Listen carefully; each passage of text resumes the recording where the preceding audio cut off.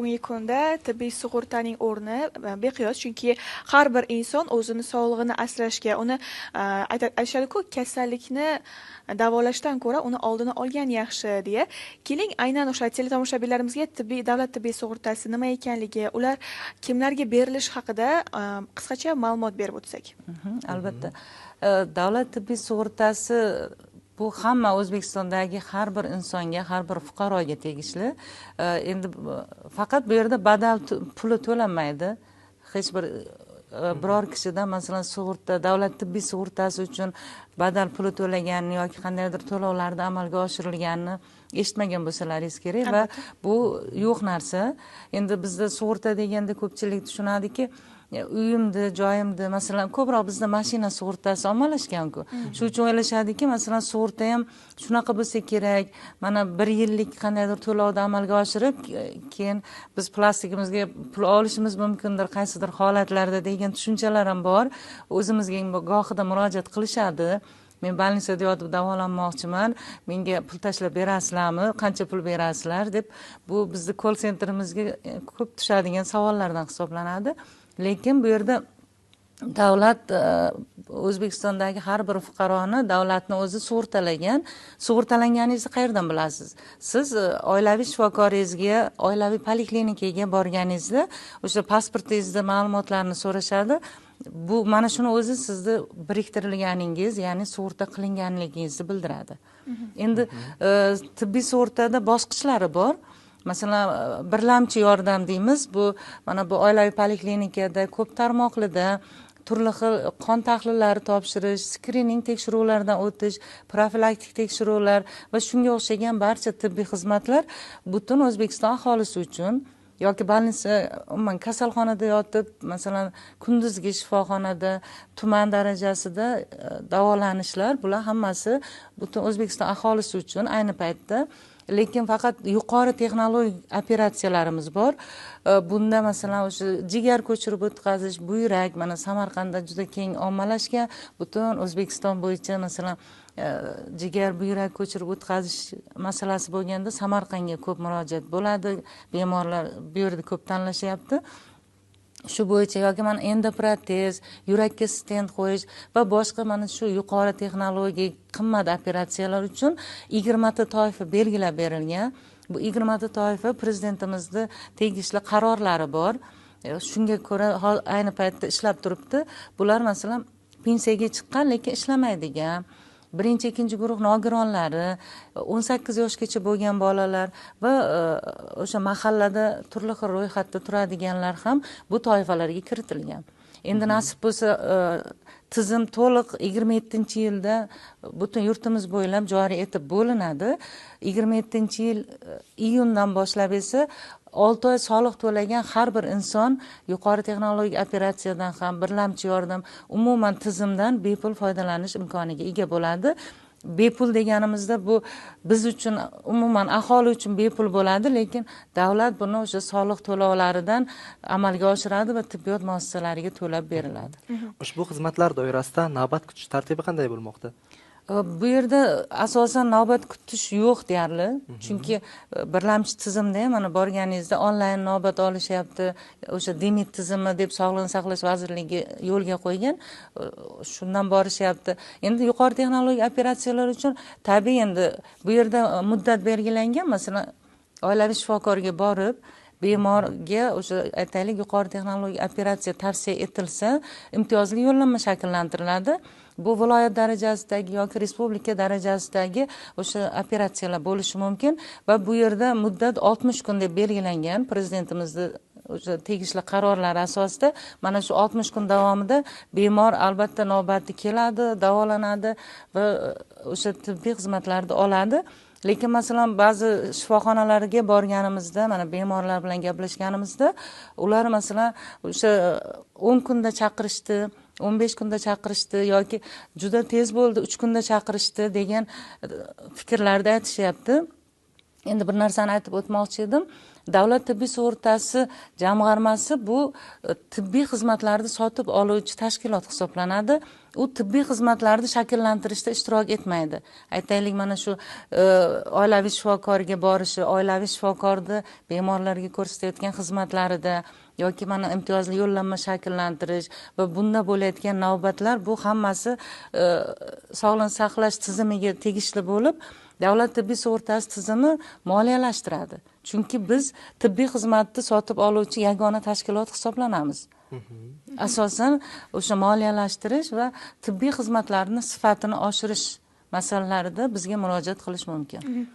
Juda ham to'g'ri ma'lumotni berdingiz, chunki aynan teletomoshabinlarimiz, muxlislarimiz va aholimiz yaqinda ham murojaat etishdi. Aynan o'sha bizga sug'urta berishmayapti, bir hafta o'tdi hamki hali ololmadik deya. Aynan demak 60 kun ichida bu narsa beriladi.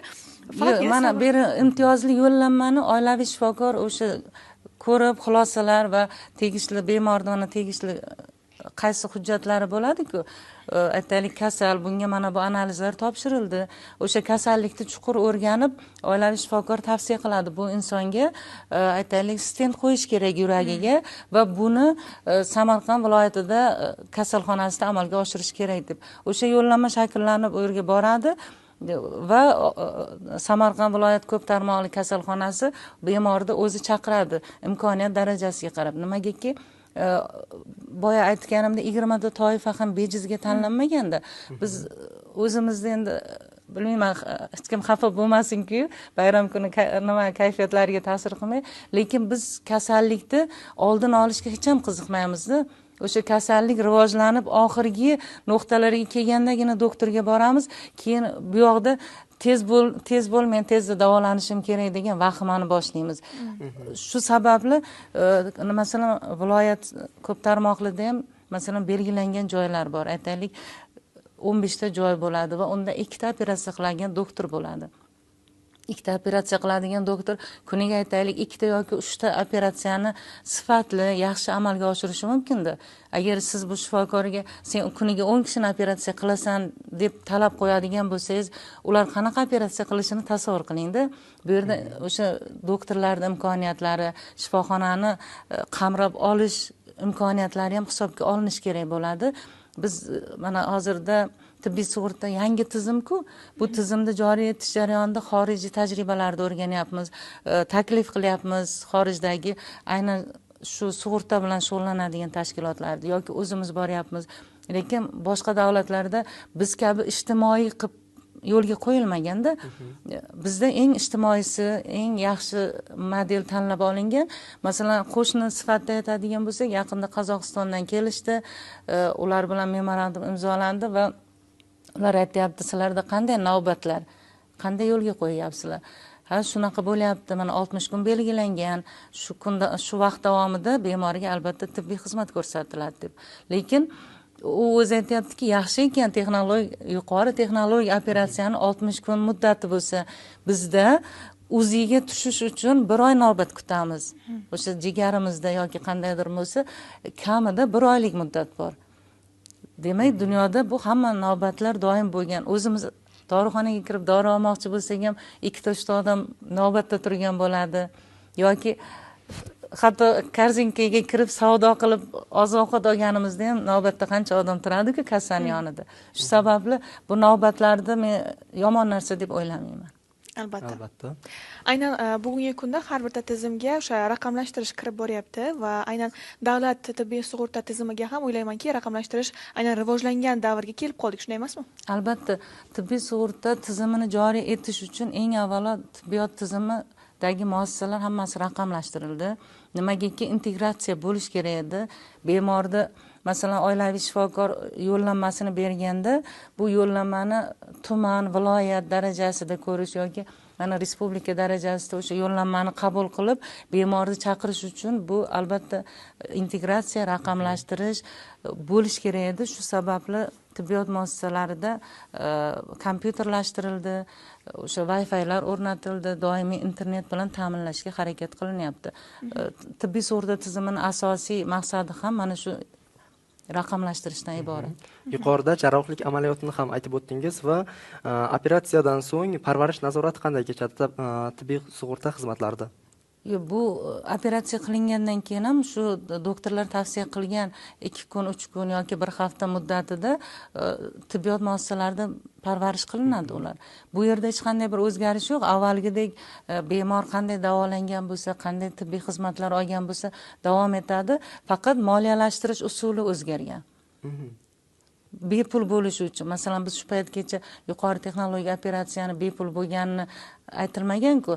Mana 22-yildan buyon mana shunday yuqori texnologik operatsiyaga muhtojlarni bepul davlat hisobidan tibbiy sug'urta tomonidan moliyalashtirib berilyapti. Samarqand misolida aytadigan bo'lsak, 25-yilda 8 mingdan ortiq shunday yuqori texnologik operatsiyaga muhtoj bo'lgan insonlar operatsiya qilingan va bu uchun mablag' to'lab berilgan. Mana bu hozir 3 oyda davomida 600 ga yaqin bemor mana shu tibbiy xizmatdan foydalanib operatsiya amaliyotini o'tadi. Rahmat.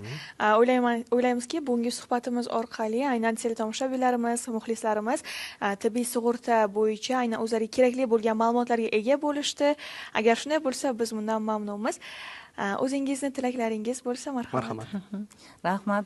Endi biz xalqimizga doimo sog'lik, salomatlik tilaymiz. Har bir insonning umri uzoq bo'lsin. Davlat tibbiy sug'urtasining maqsadi ham kasalliklarni erta aniqlash, insonlarning umrini uzaytirishga hissa qo'shishdan iborat. Shu sababli aytgan bo'lardimki, hammamiz o'z sog'ligimizni saqlab, o'zimizga e'tiborli bo'lsak, shuningdek shifokorlarning tavsiyalariga amal qilib, zararli odatlardan voz kechsak, sog'lom turmush tarziga amal qilsak, juda xursand bo'lardim va hammalariga shunday yaxshi tilaklar tilab qolaman. Umrlari uzoq bo'lsin. Davomida a'lo kayfiyat hamroh bo'lsin deymiz. Rahmat. Kelganingiz uchun rahmat. Bugungi ma'lumotlar uchun alohida rahmat aytamiz. Kuningiz xayrli o'tsin.